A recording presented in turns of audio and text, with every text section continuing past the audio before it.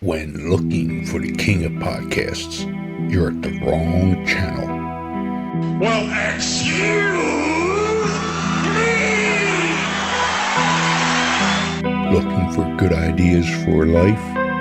You're far from good hands. Hey, bud, what's your problem? If you think the listener is always right, you're far from the right place. Out of order! Even in the future, nothing works! Hosted by a Northeasterner by birth, but a rebel by choice. Are you threatening me? If you want a host that floats between love and madness, and we know the night is always gonna be here anyway. Thinking of you's working up my appetite. Looking forward to a little afternoon delight. then play on and listen to Crazy Train Radio. All right, guys, listen to this blues riff and B. Watch me for the changes and try and keep up, okay?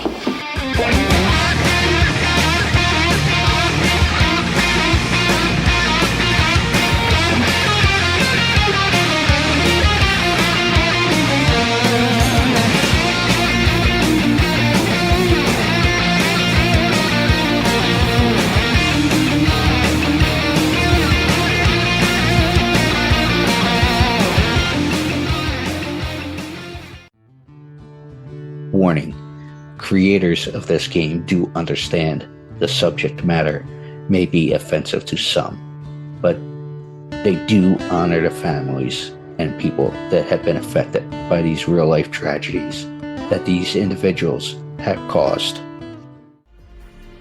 Want to play a game? Oh, yeah! Lover of true crime? Yes, yes, yes. Well, we got an interesting game for you to check out.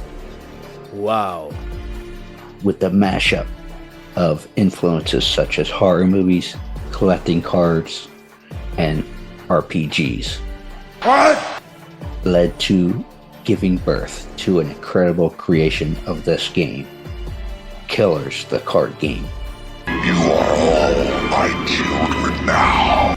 This game is a collectible trading card game featuring some of the most infamous killers, with tidbits of trivia on the back of each card to help you learn some insight to each criminal. Who the hell are you? Let's not forget, during the game, cops will be chasing you and these criminals. I'm a cop, you idiot! However, check out their website listed through all social media today, which can be found under Killers, the card game. Am I on the internet? I want to play a game.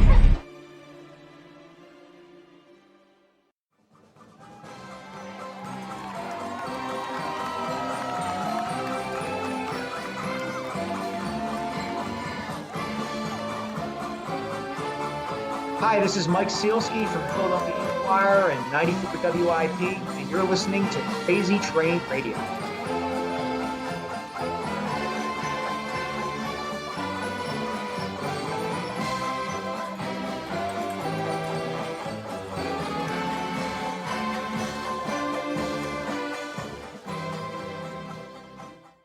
Hey folks, it's your least favorite host in the podcast world, Croc, Jonathan Steele. And boy, do we have a good one for you today.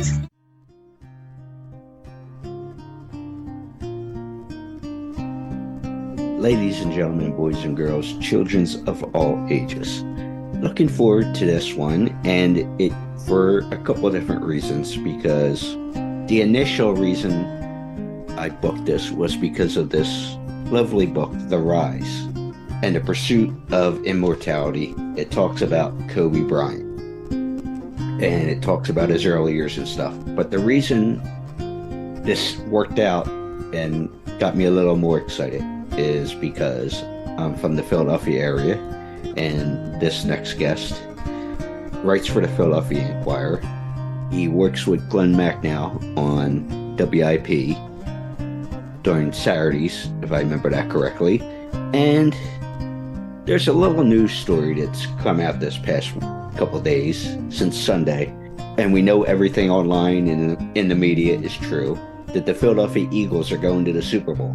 But this guest, Mike Sielski. How you doing, sir? I'm doing well. Thanks for having me. Great. So I'll go with the current topic at hand first, with Philadelphia going back to the Super Bowl for the first time in 5 years, which is a good thing. And they happen to be playing Big Red and Andy Reid, which most sports fans are familiar with that history that he coached here 14 years and all that fun stuff. So between writing for the Inquirer, WIP, all that stuff, what kind of feeling do you have about the upcoming championship game, but the feedback you've gotten for fans as well? Well, I think it's interesting. It's a little bit different from what happened back in 2017-18. I think that run felt a little more out of nowhere, particularly because the Eagles had lost their starting quarterback. They had lost Carson Wentz with a few weeks left in the season. And so the idea of them being underdogs and that they could go into the Super Bowl and beat the New England Patriots and Tom Brady and Bill Belichick with their backup quarterback was the kind of story that people in Philadelphia can really wrap their arms around. And this one's a little bit different in that I think everybody came into the season thinking the Eagles would be pretty good. They just didn't think that the Eagles would be this good. And the Eagles have been so kind of coldly efficient about how they've won games. They just go out there and beat the pants off of teams. And even if they don't play their best, like you could argue they didn't against the 49ers in the NFC Championship game, they still win pretty easily. So this is a little bit different. They're going to go into the Super Bowl as the favorite, and that's not something that Philadelphia sports fans are generally pretty comfortable with. So it's this combination of, the team they root for isn't the underdog, but there's still joy and anticipation that they could go win the Super Bowl. And the fact that it's against Andy Reid and the Chiefs, I think would make it all the more delicious to a lot of people around here. And I think you're right with what you said there in terms of the Philadelphia sports fan, but the mentality of it is we always wait for the other shoe to drop. Yeah, that's 100% right. You're looking to the sky for the anvil that's going to fall on your head because you're just waiting for something to go wrong all the time. And that really hasn't happened this season with the Eagles. They've lost one game all year that Jalen Hurts has started. They're 16-3. They have arguably certainly the best offense in the NFC, the best pass rush in the league. They're stacked at every position. It's interesting to me because they're going into the Super Bowl and you could make a very compelling argument that they have a disadvantage at head coach and a disadvantage at quarterback, and yet they're still favored to win the game, which tells you how stacked they are up and down the roster. Which leads to my other question before we get into more of your story. And that being said, with the team the way it looks now and all season, obviously in about a month, 6 weeks or so, when we get in a March and well past the game, win or lose, we're going to have the changeover of the NFL year. And there's going to be free agents, contracts, and just the business side, and the off season. We'll be looking towards the draft, all that stuff. What is this team going to look like moving forward with all that being said? I think it's a great question. Brandon Graham reportedly has said today that he wants to continue to play, that he wants to come back and remain an Eagle. So that's, you're looking at a couple different dynamics, right? You're looking at a core of players who have been here a long time. I think you and I are both thinking specifically Brandon Graham, Fletcher Cox, and of course, Jason Kelce. And maybe to a lesser degree, Lane Johnson, though I don't think Lane's in endangerment of retiring. But those other three guys, have been around a long time. Kelce has thought about retiring for the last couple of years now. So that's an open question. I don't know what those guys are thinking beyond what's been reported about Brandon. I don't know what any of those three guys are thinking at this point, and I'm sure they're not even thinking about it, given that they've got a Super Bowl to play. Jalen Hurts is going to be here. The question is for how much money. A.J. Brown will be here. Devontae Smith will be here. Dallas Goedert will be here. There's going to be some changes on defense. James Bradbury's probably going to get paid somewhere. It may or may not be with the Eagles. So the team is going to look different. I've made this argument for the last several weeks that, as Jalen Hurts started to play better and better, and anybody who's followed the NFL over time knows this, you get this scuttlebutt of like, oh, wow, well, the Eagles have their franchise quarterback. They've got the guy who is going to be at the helm for them for years and years to come.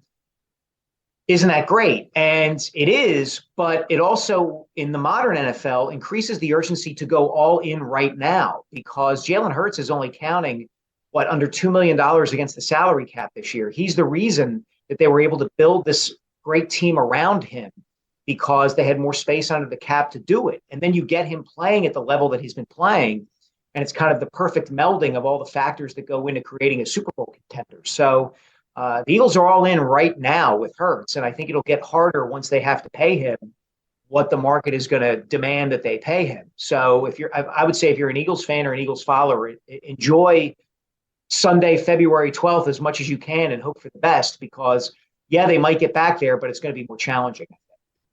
Yeah, because twofold there. Yes, Jalen's going to want to get paid, because that's been the talk even before the season started, and taking care of your guy.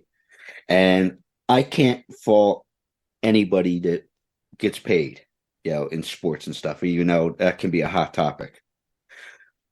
But Absolutely. on the other side is, do you think Jalen will say, hey, I'll take a little less so we can maybe keep a little? I don't think so.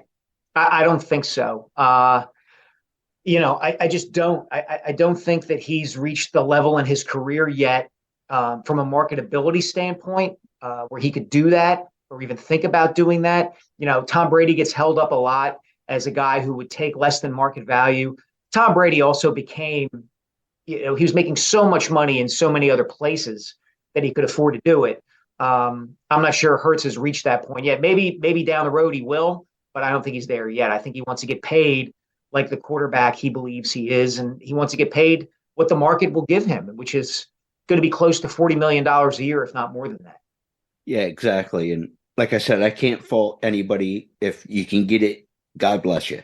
Right. But, like you said, he's not at that point where Brady and all says, hey, I can make this, I'll take 5-10 million less, but I can make it up over here. And he's not there yet. He's not there yet. So obviously, as I mentioned, the book, The Rise. And first and foremost with this, what led you to say, I'm going to tell this story? And like I mentioned, you focus on his earlier life, Lower Marion, all that fun stuff. So what was the inspiration for writing the book? Well, I got the idea about a month or two after Kobe died in January of 2020. And I had written several columns about him for the Inquirer. And, I thought to myself that there was a bigger story here. And you being a Philadelphia, native, probably know this. There's this dynamic in Philadelphia. It's almost like self-contained. It's almost like an under the dome kind of situation where it's almost like Philadelphia is its own entity, kind of cut off from the rest of the world. So people in the Philadelphia area knew the story of Kobe Bryant's early life really well, but I wasn't sure whether the entire country or even the globe knew it as well, because he joined the Lakers when he was 17 years old and he died when he was 41. It was almost like he grew up and lived his whole life in front of the entire world. And I knew that there was an origin story there that was really interesting and really dramatic, and had to do with him deciding to skip college and go to the NBA, and had to do with a black teenager who was going to high school at this kind of posh suburban school just outside of Philadelphia. And his father had been a great basketball player, and his mother was a big influence on him. And I thought that was a great story. And I kind of wanted to do Batman Begins for the Black Mamba. I wanted to tell the origin story of Kobe Bryant. I thought that would have a lot of attraction to people.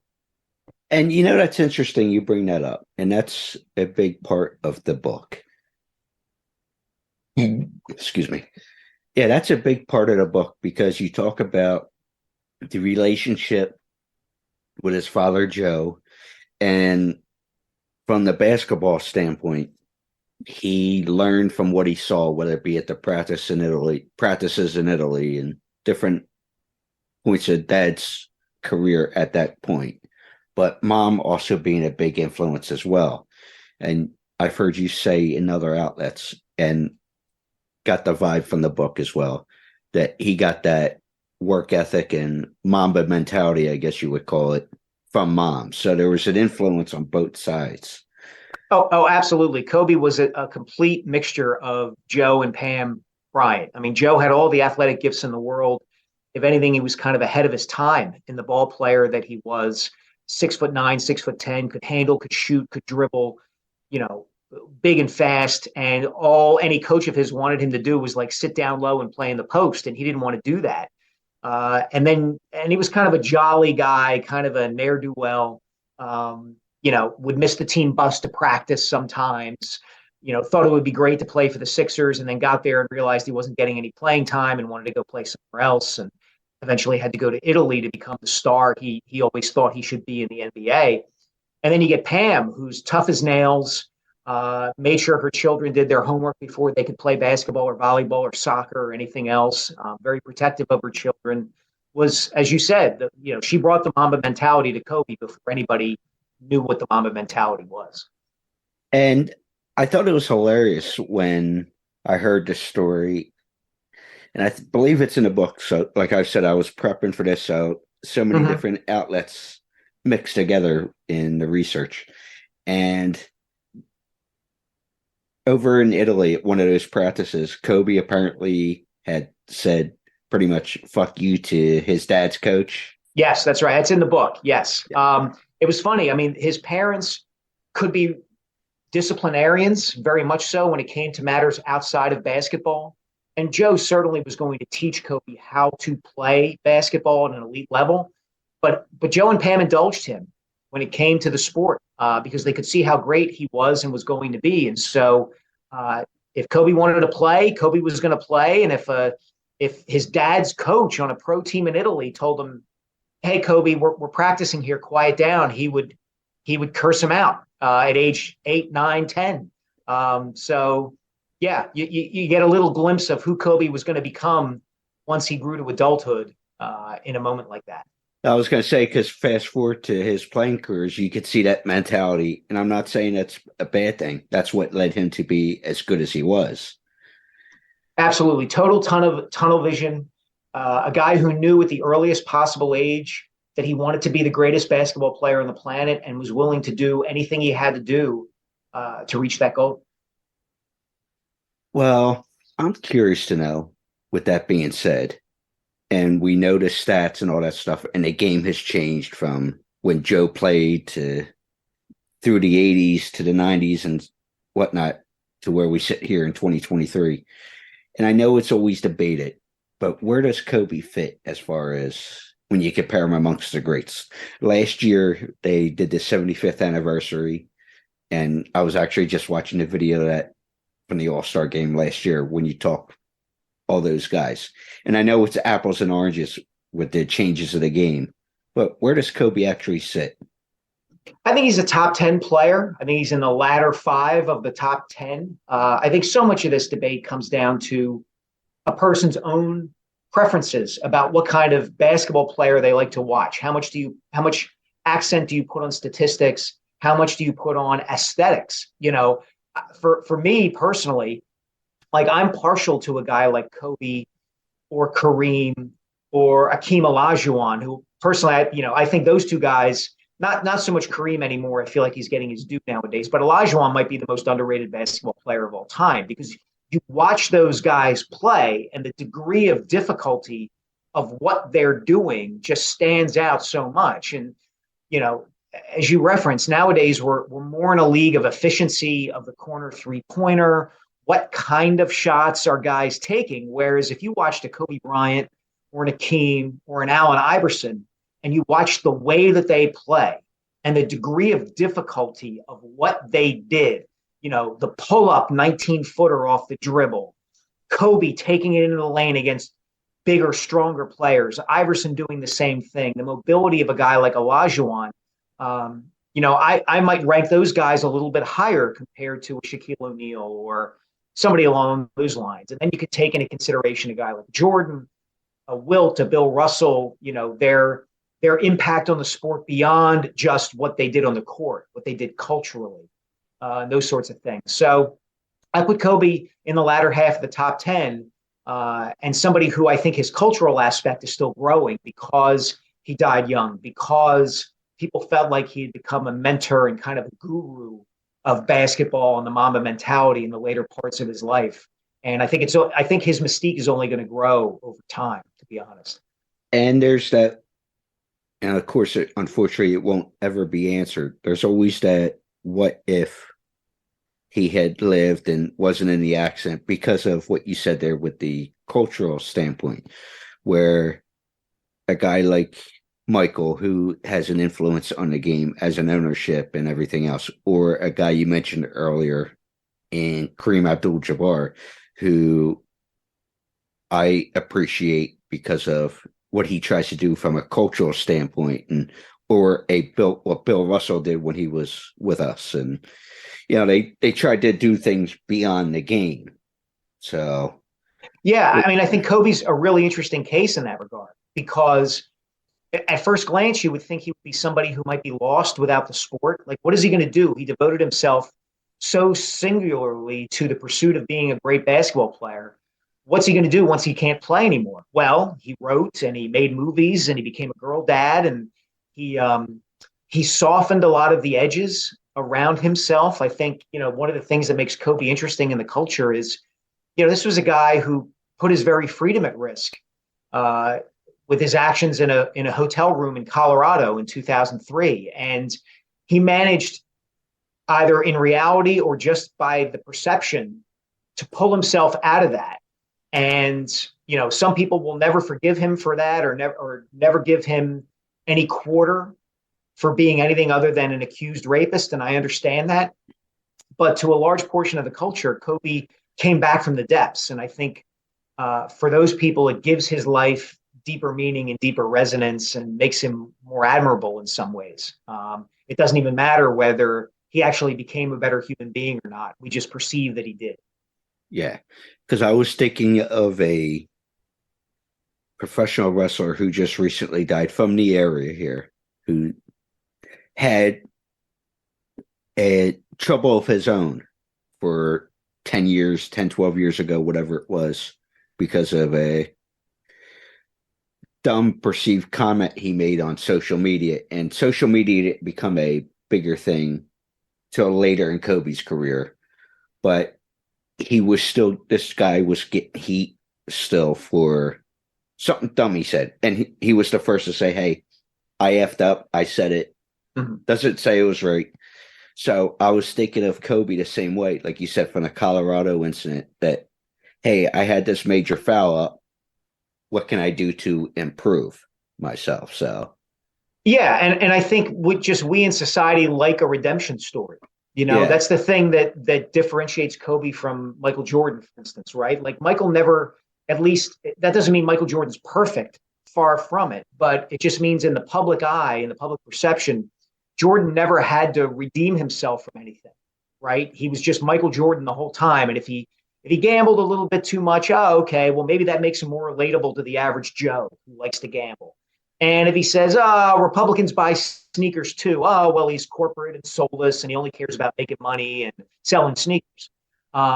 Big deal. Kobe, was accused of and charged with doing something awful and terrible and heinous. Exactly. And managed to pull himself back from that. No matter what you think about what happened in that hotel room, the perception is that he rallied from that. And I think the public likes that kind of story. Whether, never mind how much truth there is to it. Yeah. We don't know. I don't know. I wasn't there. Right. Me neither. I hope everything, it is what it is. I can't, really speak to it because I wasn't there, and it'd only be hearsay and such. Yeah. But with the book and telling the story, I found it interesting that you found that Kobe having a feeling of awkwardness coming back to the Philadelphia area, like 13 or so, because of spending a lot of time over in Italy with his family, where him and his sisters would speak Italian at school and kind of feel like they're in their own bubble. But you also talk about the looking for what am I going to do besides basketball, even at an early age. So do you think he ever truly found that? You mentioned about the writing and the making movies and things like that, what he was starting to do post-career, trying to be a good dad and all that stuff. Do you think he found himself whole post-career or even beforehand? I think he was on his way there. Yeah. I mean, he always had a lot of winds blowing through him. Even when he was singularly devoted to being a great basketball player, he still loved reading. He loved his English and literature classes in high school. His English teacher, sophomore year, became one of his advisors and mentors. And I think later in his career, once he retired later in his life, I think he found himself saying, you know what? I love writing. I love the creative process. I'm going to be a great dad. I'm going to teach Gianna how to play basketball. I'm going to talk to athletes and college and professional teams and, become this kind of motivational speaker, so to speak. So, yeah, I think he was on his way to doing that. I think he liked being Kobe Bryant in that way. He didn't need to go out and play the game. Michael felt the need to retire and then come back and then retire and then come back. Kobe wasn't feeling that need. He had done what he had done in basketball, and it was time for him to move on and channel that energy into something else. Well, my final question for you, and it's a two-parter here, and I know we can spend all day on it. And the book, like I said, is The Rise, Kobe Bryant and the Pursuit of Immortality. But what was the biggest reveal for you when you said, all right, I'm going to put this book together? But also, would that reveal have been in the famous tapes that were eventually found on the book that was being worked on from Kobe's early life? Well, actually, no. So the tapes, a confidant of Kobe's, Jeremy Treatman, a friend of his, the two of them were working on a book in 1996 and 1997 when Kobe was 17, 18 years old. And they never finished it, but Jeremy found the tapes and gave them to me. And so I was able to listen to them and leave all that stuff in the book. But I think the biggest reveal came from people who knew Kobe back then, but who really hadn't been interviewed and had the chance to talk about him before. So, and what talking to those people allowed me to do was to understand that you really could tell the story of Kobe's early life and have it be a precursor or foreshadow to everything that was going to come after. Good, the bad, all of it. I mean, there's a revelation in the book where, something as we were talking about what happened in Aurora, Colorado a minute ago. When he was a senior in high school, Kobe tried to walk out of a sexual harassment seminar. And he told his guidance counselor that he didn't need to listen to this. It's just a little insight. I spoke to friends of his who weren't connected to the basketball team. And he knew them through the Lower Merion High School Student Voice Organization, the Black Student Union at Lower Merion. And they presented a side of Kobe and kind of his search for his identity that nobody had really touched on before. So all those little things, his teammates and his classmates and his teachers and his coaches, they all provided little snippets that showed Kobe as a man in full, even at a young age. And I think that was the most revealing part of it. It didn't necessarily come from Kobe and those tapes, although they were great and they were revealing in a lot of different ways, but they kind of intensified and enhanced what people already knew. It was this other material that came from outside sources that I think really, really helped me present him in full. And I was just thinking about it. And folks, check out the book if you get a chance. It's Amazon, all that fun stuff. I'll share links.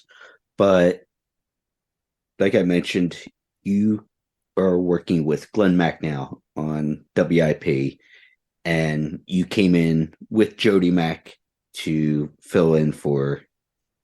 but replace, if you can, a Hall of Fame writer and all-around sports guy, Ray Dittinger.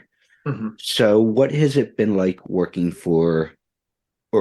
with Glenn since you have. And are you guys going to be doing this, going to the Super Bowl or anything like that? What's upcoming? Yeah, it's been great. Glenn has made the transition very easy. It's been very helpful and organized, and he's got 30 years in sports talk radio at WIP, and I'm just trying to learn as much as I can from him. Ray's been very gracious as well. I am going to be in Phoenix and the surrounding Glendale area for the Super Bowl. I head down there this coming Sunday. We're recording this on the Wednesday, 2 Wednesdays before the Super Bowl, and I'll do the radio show with Glen Macnow this Saturday, and then I'll fly out to Phoenix the following day, and I'll be there the whole week. So I mean, look, this is a situation that gets everybody excited about talking about the Eagles, and that's a wonderful thing to be a writer at the Inquirer, to be a host on WIP, because people are engaged, they're interested, they want to talk, they want to hear what you have to say, and that's nothing but a good thing. With that being said, and I want to bring this up because you are about as independent as you can be with media, and it's obviously changed a lot over the years since you got involved, starting with the Inquirer and all. So how do you balance your opinion but also tell the story? That's a great question. I think it depends on the nature of what I'm writing about. When it comes to writing my column or speaking on the radio, when I give my opinion, I'm not a yeller or a screamer, generally speaking. Doesn't mean you're not Howard Eskin? Yeah, sorry, nobody can be Howard. But, the reason I don't do that, number one, is because everybody can do that nowadays. Whether you're talking about social media or talk radio or Facebook posts or Instagram, there's a lot of yelling and screaming. And so I don't want to get lost in that. I want to try to be a little deeper, a little smarter. And then when I do yell and scream or get really fired up about a particular topic, then it'll have more impact and more resonance. People will stand up and take notice that, if Sielski's weighing in this strongly, he must really feel it. He's not just doing it to do it. And then when the time comes to tell a story, whether you're talking about a book about Kobe Bryant, or I have a story coming out in the next day or two about Trey Turner, for instance. I went down to Raleigh, North Carolina, and did some reporting about Trey because he went to North Carolina State for college. Then there's that lane I can be in too. And I like both aspects of my job. You're right about the independence. I really treasure that. I don't want to be beholden to anybody but my own sense of what a good story is and my own opinions. And I'm very lucky that the Inquirer and WIP allow me to do that. Well, this is the final question for you.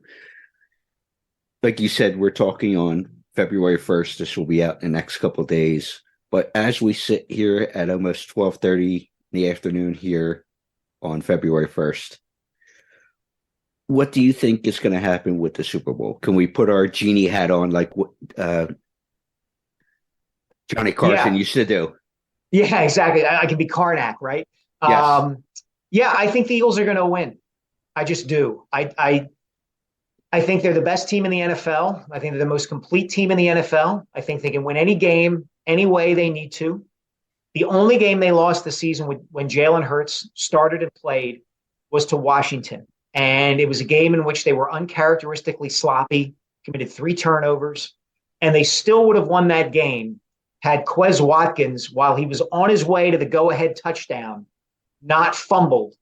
They would have won that game too. So they've given me no reason to think that they can't beat the Chiefs. I think the fact that Patrick Mahomes is playing with a high ankle sprain is a damaging thing to the Chiefs. I think they're going to struggle to protect him. And I think they're going to struggle to stop the Eagles' offense. And so, I think there's going to be a parade sometime after Sunday, February 12th. And, people are going to be lining Broad Street. Again, which is a good thing. Mike, thank you so much for the time. It's my pleasure. Thanks so much.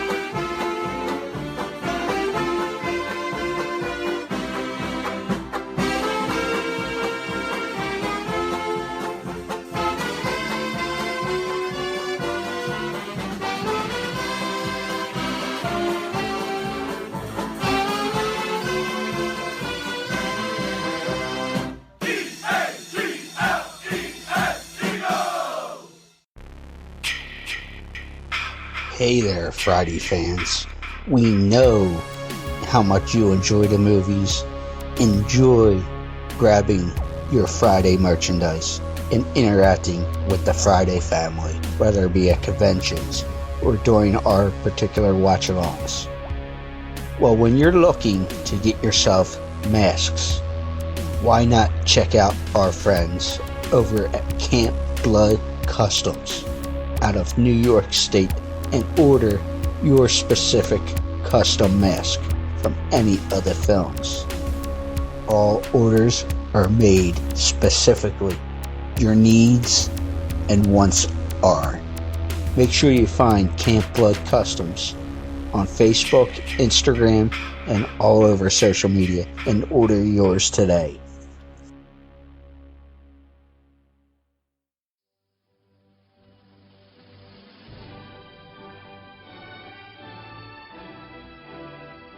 Hello, wrestling fans. This is Lanny Poffo, formerly the genius of WWE. You are listening to Crazy Train Radio. Ooh, yeah.